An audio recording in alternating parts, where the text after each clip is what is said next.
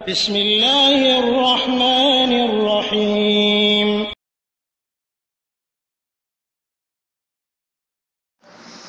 আসসালামু আলাইকুম রহমতুল্লাহি বারাকাতুহু।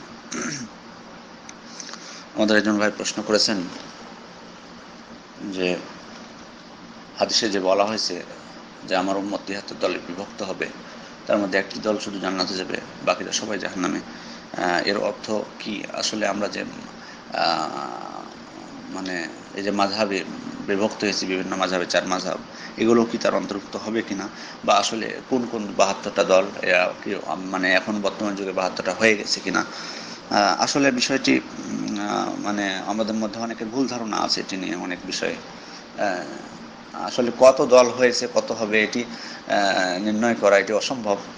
বিশেষ করে ৬০০ হিজরিতে এই সম্ভবত একজন বিদ্বান, ৬০০ কি ৮০০ হিজরিতে আমার মনে আসছে না, একজন বিদ্বান তিনি ৭২টা দলের নাম তখনই উল্লেখ করে দিয়েছিলেন।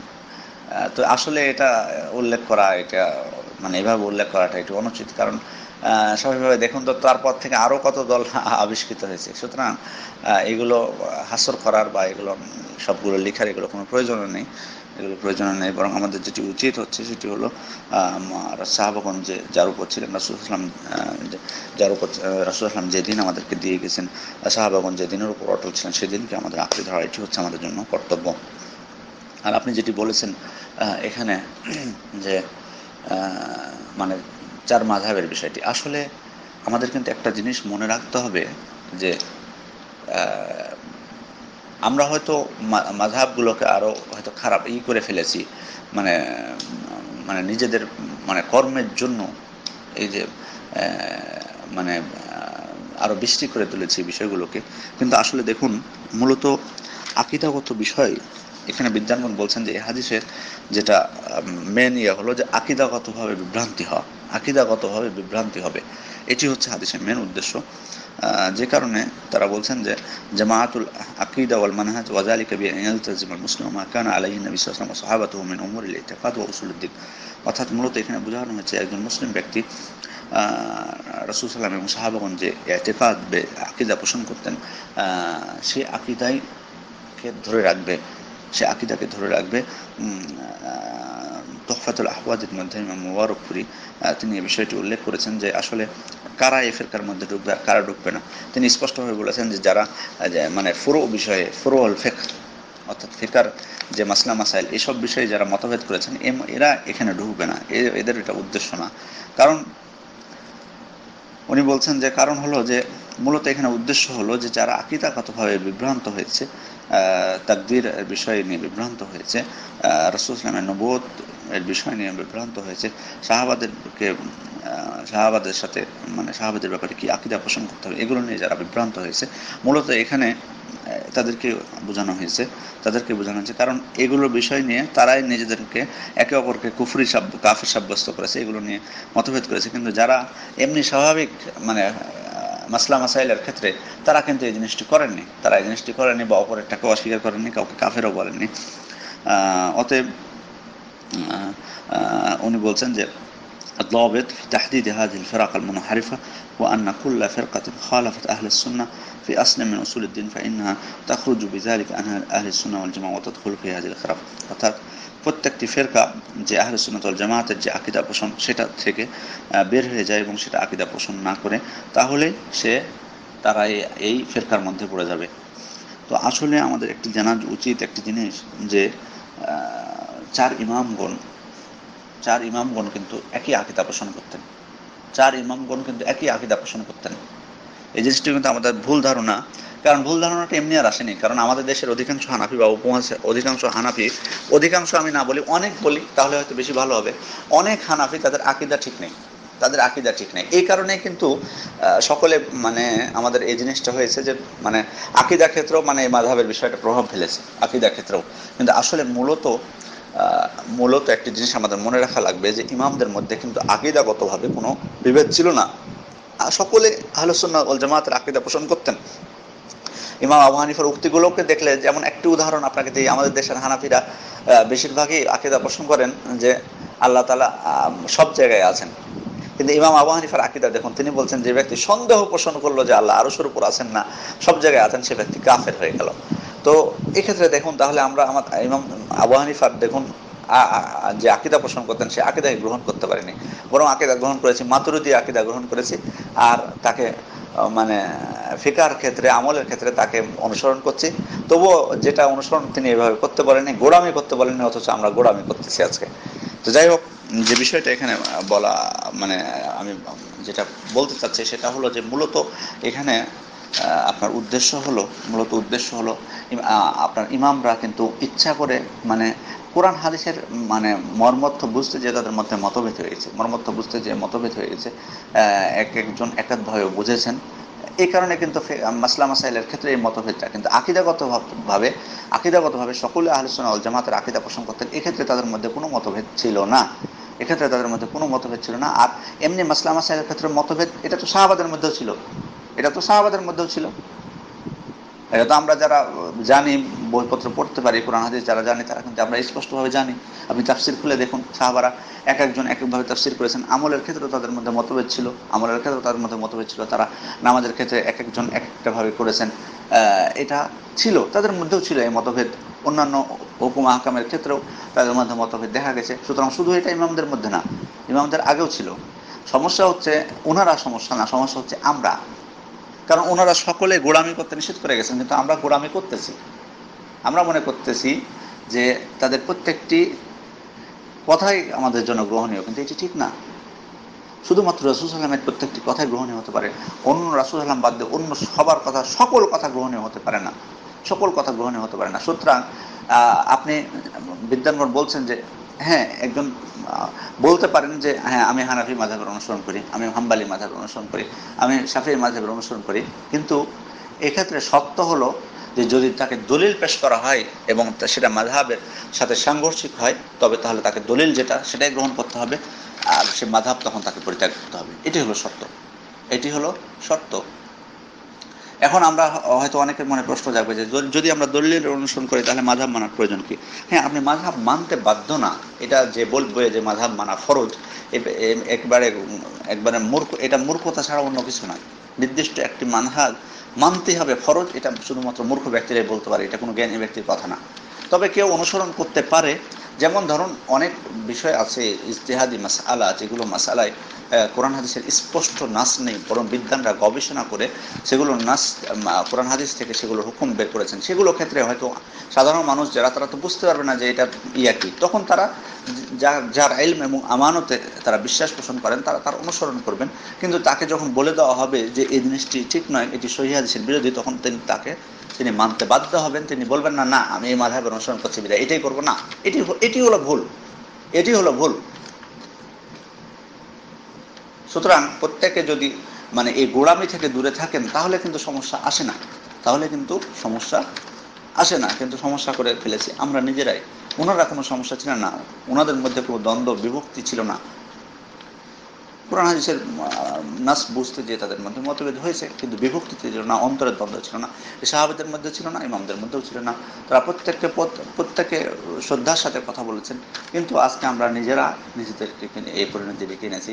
তারা কিন্তু কখনোই বলেনি তোমরা আমি যেটা বলে যাচ্ছি সেটাকে নিয়ে পড়ে থাকবা, গোড়ামি করবা, এটা কিন্তু বলেননি। অথচ আমরা এই জিনিসটা নিজে আবিষ্কার করেছি এবং বলতেছি মাযহাব মানা ফরজ, নির্দিষ্ট একটা মাযহাব মানতে হবে। এই ধরনের মূর্খর মতো এই কথাবার্তা আমরা বলে যাচ্ছি। তো যাই হোক, আমি যেটা বলবো সেটা হলো যে একজন ব্যক্তি যদি সঠিক আকীদা আহলুস সুন্নাত ওয়াল জামাতের আকীদা পোষণ করেন, তিনি কখনোই ইনশাআল্লাহ এই সমস্ত বাতিল ফিরকার মধ্যে পরিগণিত হবেন না। কারণ দেখুন বাতিল ফিরকার মধ্যে পরিগণিত হয়েছে দেখুন খারিজিরা, শিয়ারা। আজকে দেখুন শিয়াদের মধ্যে শুধু একটি ফেরকা কেন, তারা বিভিন্ন 20টিরও বেশি ফেরকা আছে। শেখ মোহাম্মদ নবী সাল্লাল্লাহু আলাইহি ওয়াসাল্লাম বলছেন তাদের 20টিরও বেশি ফেরকা আছে। সুতরাং এই ধরনের আকীদাগত ফেরকা আমাদের হয়তো আমরা শুধু আমাদের চোখে দেখি তো যে আমরা শুধু 4 মাযহাবের, কিন্তু আসলে কত যে ফেরকা আছে আমরা হয়তো দেখতে পাই না। সেজন্যই কিন্তু এই অবস্থা। আজকে দেখুন আমাদের এখানে আসলে বুঝতে পারবেন, বিশেষ করে মক্কা মদিনায় আসলে এটা বেশি বোঝা যায় স্পষ্টভাবে যে কত ফেরকা আছে মুসলমানদের মধ্যে, যারা কত ভিন্ন আকীদা পোষণ করেন। সুবহানাল্লাহ।